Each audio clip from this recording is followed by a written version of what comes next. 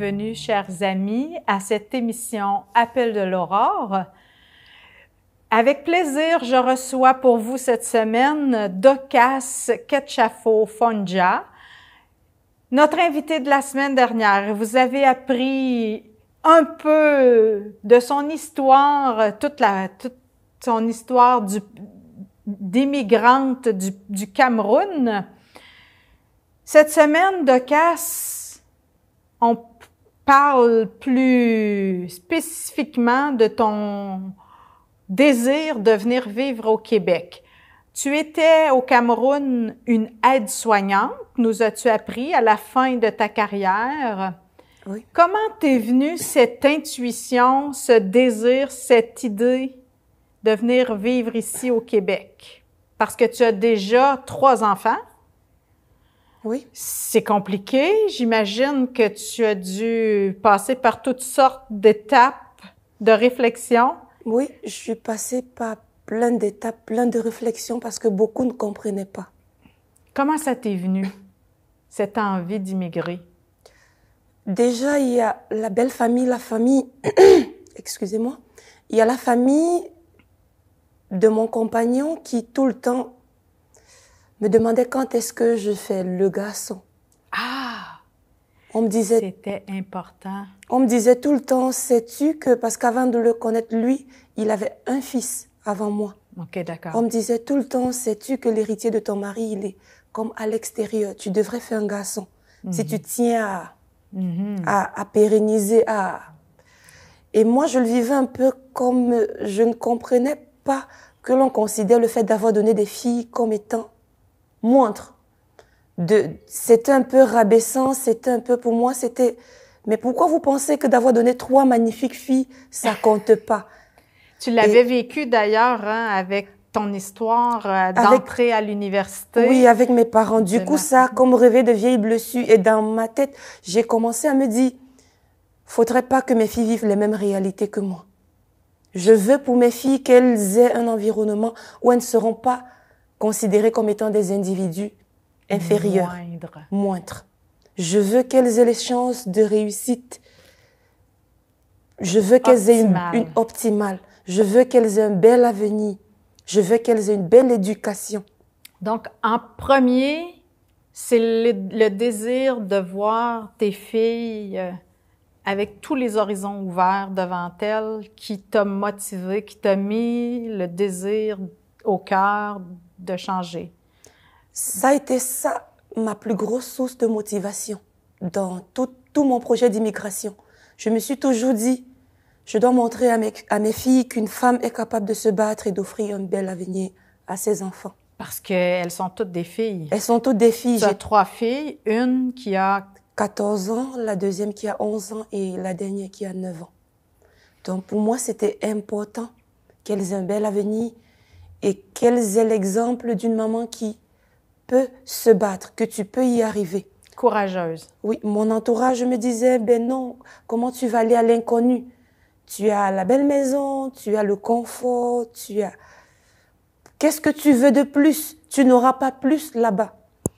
Certains m'ont même traité de plein de noms, en disant l'herbe n'est jamais plus verte ailleurs. Ah oui. Qu'on pense toujours que l'herbe, elle est plus verte ailleurs. Je me suis dit, l'herbe pourra pas être plus verte, mais au moins mes filles ne seront...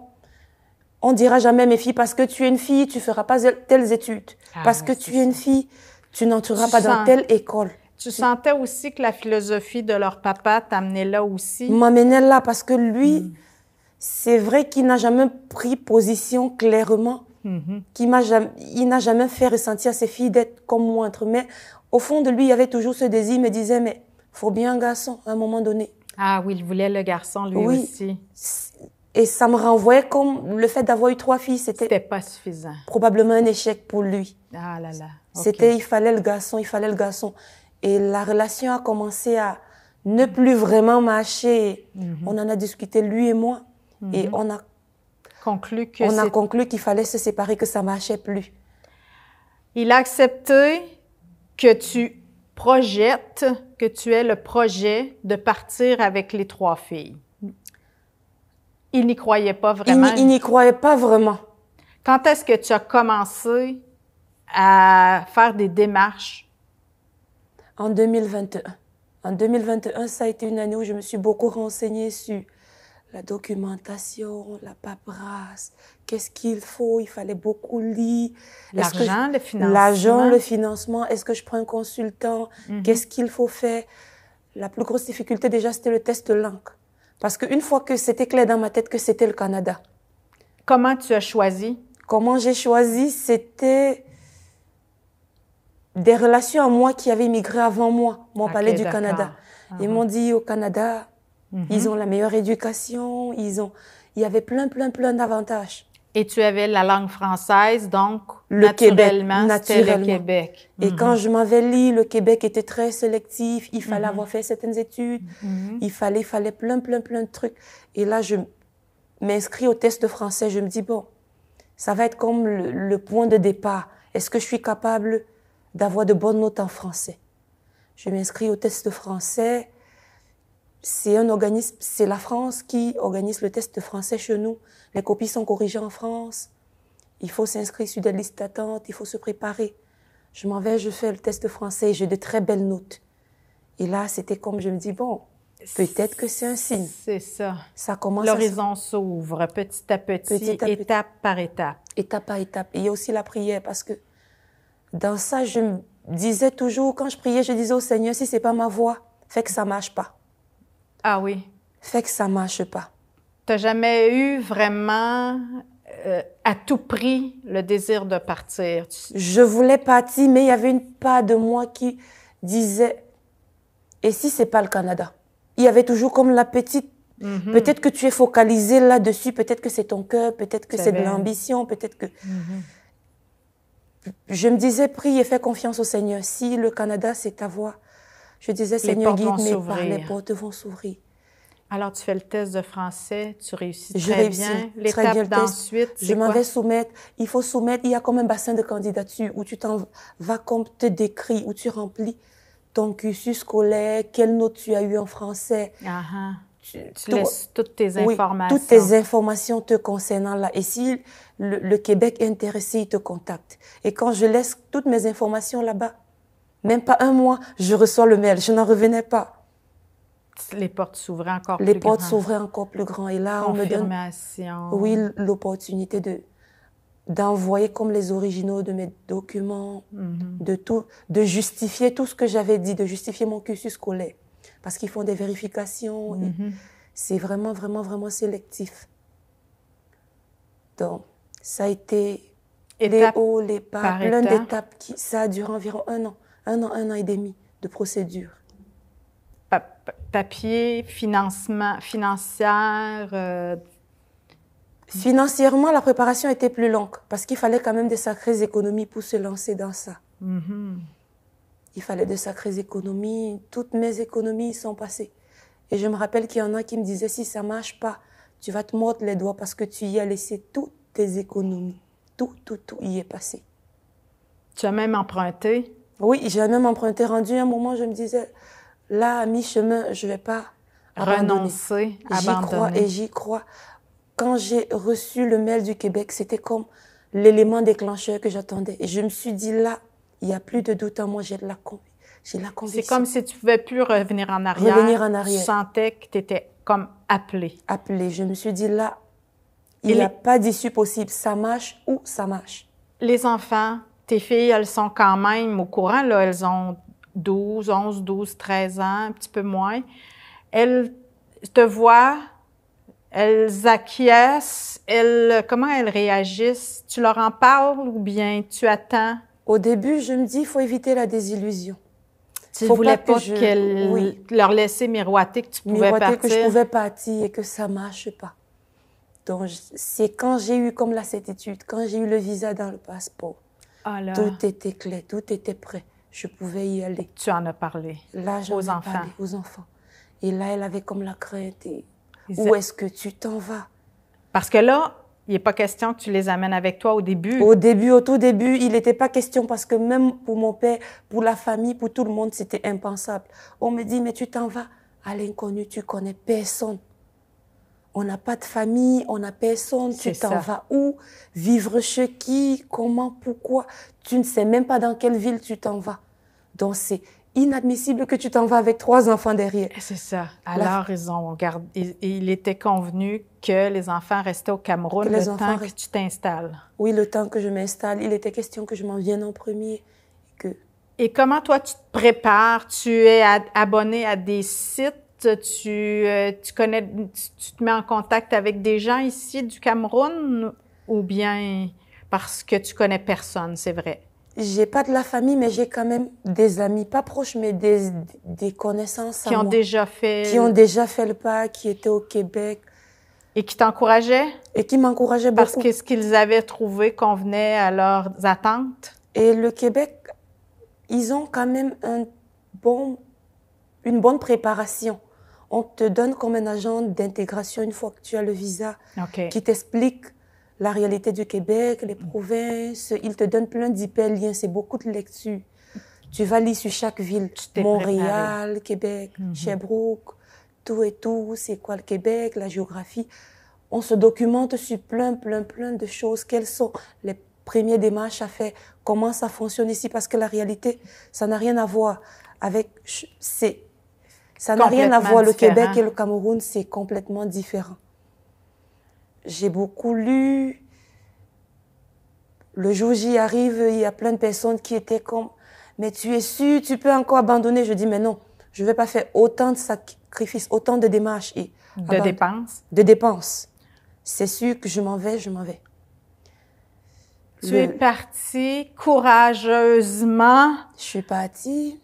Tu as fait escale durant le voyage? Oui, j'ai pris un vol avec 2 escales. J'ai eu une escale à Nairobi, une escale à Londres. Et enfin, j'arrive à Montréal. Ça se passe tellement bien. À l'immigration, j'étais tellement stressée que... Oui. J'imagine. L'agent d'immigration, il prend juste mon papier, il a signé, il m'a donné, il dit « Relax, tu y es arrivé, tout est correct, tout va bien. Mais là, tu Bienvenue vas où? au Canada. » Il y a une amie que j'avais appelée qui avait proposé de venir me chercher à l'aéroport. Elle est là? Elle est là, elle vient me chercher à l'aéroport. On s'en va chez elle. Arrivé chez elle, moi, il est clair dans ma tête que je ne vais pas rester chez elle. Je ne suis pas venue au Québec. Pour être au crochet de cette personne? De cette personne-là. Je me dis, Seigneur, c'est là que tout commence. Que je m'en remets à toi. Ça a été une phase du départ, l'arrivée, tout ça. Confiance, la foi. Beaucoup de prières. Je priais. Je disais, Seigneur, tu vas faire le miracle. Tu vas pas donner raison aux autres. Tu vas opérer le miracle. Tu vas pas. Je priais et je postulais dans ma tête. Dans toutes mes recherches, j'avais toujours en tête la ville de Québec. Je sais pas pourquoi je me disais, Québec, ça m'apparaissait comme étant des bestes. Je sais pas pourquoi, mais j'aimais les villes, je regardais en virtuel, je regardais les rues, je regardais tout. C'est très beau. Le patrimoine, l'histoire et la ville de Québec. C'est bien documenté aussi, Québec. Oui, je me disais, je vais aller à Québec. Du coup, je postulais à Québec, je postulais à Montréal. J'ai fait mon CV, j'ai postulé. En quoi? Toujours en aide-soignante? Je cherchais un poste de préposé aux bénéficiaires avec mon expérience d'aide-soignante et mon équivalence qui était en cours avec le ministère de l'Immigration. J'avais commencé la reconnaissance de mes diplômes étant comme à l'étranger, mais je cherchais un poste de préposé aux bénéficiaires. Je cherche à Québec, à Montréal, j'envoie au moins 100 demandes. 100 demandes? Je postule. Un moment, je me dis peut-être que je devrais essayer d'autres corps d'emploi. D'autres corps d'emploi. Du coup, j'essaye des emplois d'usine, je postule et au bout de 4 jours, je commence à avoir des réponses. Et toutes mes réponses, c'est Victoriaville. Ah bon? J'ai Lactantia à Victoriaville qui me dit, êtes-vous prête pour une entrevue virtuelle et tout. Je dis, pourquoi pas? On arrête la date de l'entrevue, je discute avec la madame. L'entrevue dure environ 20 minutes, on discute. Et là, tout est concluant. Elle me dit, reste plus que les examens. Médicaux. Les examens médicaux. S'ils sont corrects, tout est correct. Mais rendu là, je me dis, bon, dans le processus d'immigration, il y a plein d'examens médicaux qu'on nous fait faire et que je venais de faire pour l'immigration. Je me dis, bon, donc rendu là, ce que c'est correct. Il y a une autre résidence qui me contacte, je passe l'entrevue, c'est correct. On me dit, il faut juste l'entrevue en présentiel. Oui. Oh là là. Et là, il y a le CIUS aussi, je passe une entrevue avec le CIUS. Le CIUS de quelle région? Le CIUS de Mauricier-Centre du Québec, ici. Oui, ils me disent qu'ils peuvent pas me prendre comme préposé aux bénéficiaires parce que j'ai pas fait le cours de préposé ici. Mais ils me prendront bien comme aide de service. Je dis, c'est correct pour débuter. Et là, j'avais comme trois options. Et tous à Victoriaville. Aucune autre réponse dans tout le Québec. J'avais postulé à Sherbrooke, à Québec, à Montréal. Aucune réponse, nulle part. Tout à Victo. Tout à Victo. Et là, je dis à mon amie, je m'en vais à Victo. Elle me dit, mais ça se peut pas, tu connais personne à Victo. Ben oui. Tu vas aller à Victo faire. Qu'est-ce que tu vas faire à Victo? Comment tu vas t'en sortir? Bon, j'avais un autre ami que je connaissais qui était à Villeroy. Villeroy, c'est quand même une bonne distance. Qui est à une bonne distance de Victoriaville. Là, il me dit, viens-t'en, c'est sûr, on va s'organiser. Des solutions existent, mais si tu restes à distance, bon. Ouais, je prie, je dis, Seigneur, tu vas faire le reste. Et je prends mes valises, tous mes effets. Mon ami, elle me dit, je pensais que tu partais juste avec un sac à dos vérifié. Je dis, non, je m'en vais à Victoriaville avec toutes mes valises. Le Seigneur a décidé que c'est là qu'il m'envoie parce que apparemment, personne au Québec ne veut de moi. Il y a que Victoriaville qui me répond, je m'en vais à Victoriaville. Je prends mes valises. Et là, elle me dit, si tu le sens pas, tu peux revenir, reviens. Et là, on était rendu à environ... La solidarité, hein? Tu m'illustres la solidarité des gens qui sont déjà ici, qui sont établis, qui t'invitent. C'est très beau. Oui, c'est très beau, la solidarité entre nous. Bon... Tu pars à Villeroy? Je m'en vais à Villeroy. Mon ami m'accompagne pour mon premier entretien qui était... J'arrive un dimanche soir parce que premier entretien, c'était le poste de préposé aux bénéficiaires. Lactantia, c'était le jeudi. C'était comme un autre, mes entretiens. Je me suis dit, le premier qui dit oui, je le prends. Je regarde pas les autres. Quel que soit le premier a dit oui.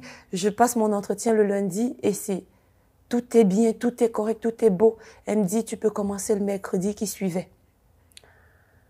Je ressors de là toute contente, mais la question du logement se pose. Ah là, oui. Je n'ai pas tout pareil.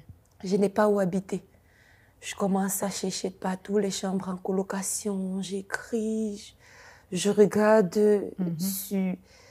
Je regarde même les hôtels à un moment donné, mais je trouvais rien en dessous de 85, 90 $ par jour. Je me dis, à ce budget-là, je vais travailler juste pour payer l'hôtel.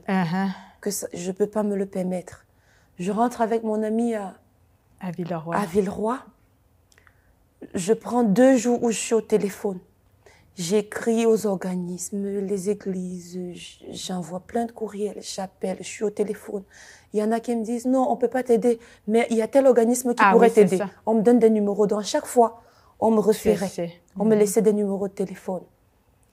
Rendu au mercredi matin, je n'avais pas de réponse. J'avais juste des promesses d'hébergement. Il y a des chambres en colocation. J'avais écrit, on m'a dit, peut-être une visite dans la semaine, on te contacte. Pour une visite, tu n'as pas d'enquête de crédit. Ah oui, c'est ça, c'est difficile. Tu n'as pas d'antécédents. Il n'y a personne qui peut parler pour toi. Personne. On me dit, on te revient. Et là, j'étais pas sûre qu'on me revient.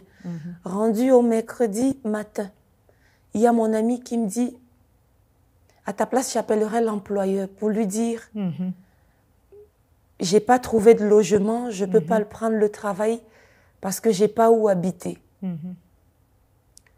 Et moi, il y avait comme dans mon cœur, je me disais, le Dieu qu'on loue, c'est le Dieu de l'impossible. Si tu pries et tu n'as pas la foi, ça sert à rien. Je dis le Jésus que je sais, mon Dieu, c'est un Dieu de l'impossible. Je dis, Seigneur, tu peux pas m'abandonner. C'est ça. Je me lève ce jour, je mets mes vêtements de préposé, je suis bien habillée. Et lui, il s'en allait au travail. Il me dit, il peut pas me laisser à Victoriaville parce que lui, il travaille à Villeroy. Il me dit, il va quand même raccourcir le chemin, me laisser à Plessisville et retourner à Villeroy travailler. Il me laisse à Plessisville. J'appelle taxi vétéran. Il me laisse avec la carte de taxibus. Il y a un taxi. Il y a un nom. Il y a un réseau de transport, oui, dans la zone. Oui. Et quand j'appelle le réseau de transport, ils me disent le prochain départ va être aux environs de 10h, 11h. Et on était encore à 7h du matin. Ah. Je commençais le travail à 7h30. On était à quelque chose comme 7h20. J'étais déjà presque en retard. Ah, oui. Et là, je me dis, bon, Seigneur, j'appelle Taxi Vétéran. Taxi Vétéran, ils s'en viennent me chercher quand il arrive. Il me regarde, il me dit, mais tu es sûr que tu auras les sous pour payer? Et moi, je rigole au fond de moi. Je me dis, bon, je monte dans le taxi, on s'en vient, je paye le taxi. Mon employeur m'appelle, elle me dit, finalement, tu as décidé de ne pas prendre le travail parce que tu t'es pas présenté. Je dis, non, je suis dans un taxi, j'arrive. Oui. J'arrive au travail, il est 8h passées. Et dans le courant de ma journée, la demoiselle qu'on avait mis pour mon orientation, pour le poste que je devais occuper, c'est une malgache. Quand elle me dit pourquoi tu arrives en retard, je dis parce que je viens de Villeroy, j'ai pas d'appartement, j'ai pas où habiter à Victoriaville. Et elle me dit, tu sais quoi, tu vas venir vivre chez moi. Ah, c'est ça. Et je dis, Seigneur. Le Dieu de l'impossible. Le Dieu de l'impossible. Il avait fait le travail. Il a fait le travail. Et après ma première journée de travail, on est allé à Villeroy, on a pris mes effets. Tu as tout ramené. J'ai passé la première journée chez elle. Entre-temps, il y a la communauté du désert. J'avais laissé un message chez eux. J'avais pas été recontactée. Là, je termine le travail, je vois un message vocal. Oui, Dorcas, c'est la communauté du désert. Est-ce que tu cherches toujours un logement? Et là, toute contente, je me dis, mais... Ça s'est passé. Ça s'est passé. C'est comme ça que j'appelle et je réussis à avoir une chambre. Dorcas, tu as trouvé du travail, tu as trouvé une chambre, tu t'es installée, tu t'es fait des amis. Tes filles sont arrivées en octobre de cette année-là, quelques mois. 4 mois après mon arrivée. 4 mois après ton arrivée, la rentrée scolaire était déjà entamée. Comment tu vis ces moments où les filles sont absentes, où elles sont encore au Cameroun et toi, tu es ici au travail?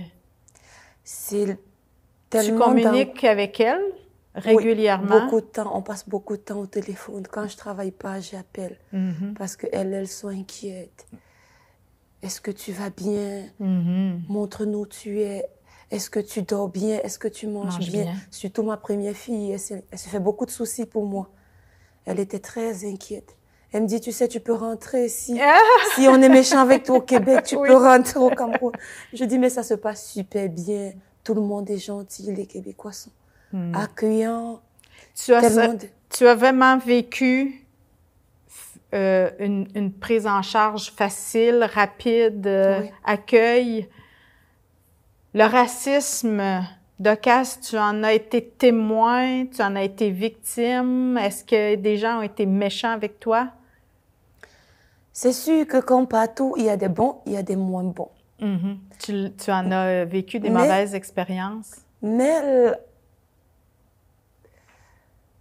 ce qui m'a marqué, c'est que majoritairement, les Québécois sont très accueillants. Il y avait toujours quelqu'un, un beau sourire dans le parc, quelqu'un qui ne me connaît pas, qui me salue. Tu viens d'où? Sois le bienvenu parmi nous. J'ai eu tellement de mots gentils. Ça t'ennuie pas de répondre à ces questions? Tu viens d'où? Non, je me dis, moi aussi, j'aurais été très curieuse de savoir d'où viennent les gens qui viennent pas chez nous. J'ai toujours été très curieuse. Tu comprends? Moi, je trouve que c'est de l'intérêt, tant que c'est fait dans le respect.